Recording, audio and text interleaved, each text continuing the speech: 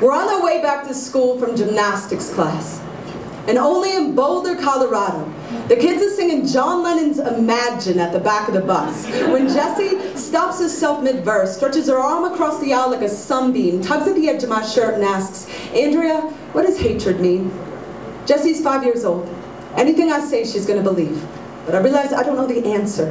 I'm not sure what hatred means. I could guess and say it's the opposite of love. I could guess and say Jessie, hatred is why there were nothing but white faces on our private school bus. But Jessie isn't white yet. Go ahead and ask her. What color are you, Jessie? Well, it looks like I'm pink. Shane thinks he's orange. Skylar says she's tan. Rhett says he's see-through. See, you can see how my veins are blue, but they're red when I bleed. And I wish there was no such thing as springtime.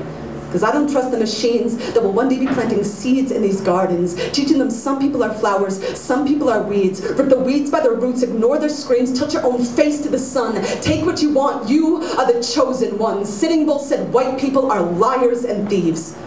I want to tell Jessie he was wrong.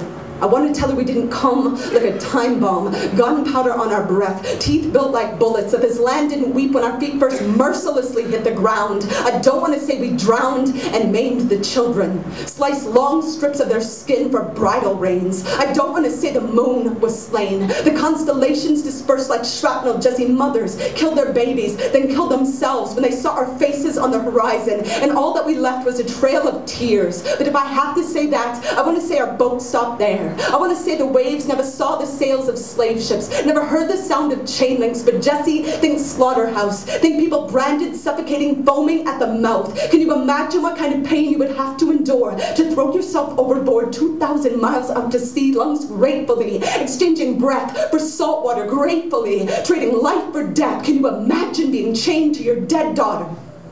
How many days would it take you to stop searching her hands for lifelines, to stop searching her wrist for a pulse, for just some sign of time turning backwards to when you knew people could never do things like this? And Jessie, this is not just a picture of our history, not just a picture of our past. We've been hundreds of years measuring the size of our hearts for the size of our fists, erecting our bliss on the broken backs of dark skin. The present is far from gift-wrapped. Ask New Orleans. Ask mothers in the Bronx chasing rats into their babies' cribs. Ask the fathers of the kids whose lives we exchange for cheap gas. Ask our prisons why jail bars always come in black. Ask Afghanistan, Palestine, Iraq. Ask the woman in Thailand whose cancer builds our laptops. Ask the Mexican man working in a field fertilized by nerve gas. Ask his daughter when she's born without fingers or hands to pray with. Ask me how long I could keep going with this list, y'all. God might be watching, but we are not. You are white, Jessie.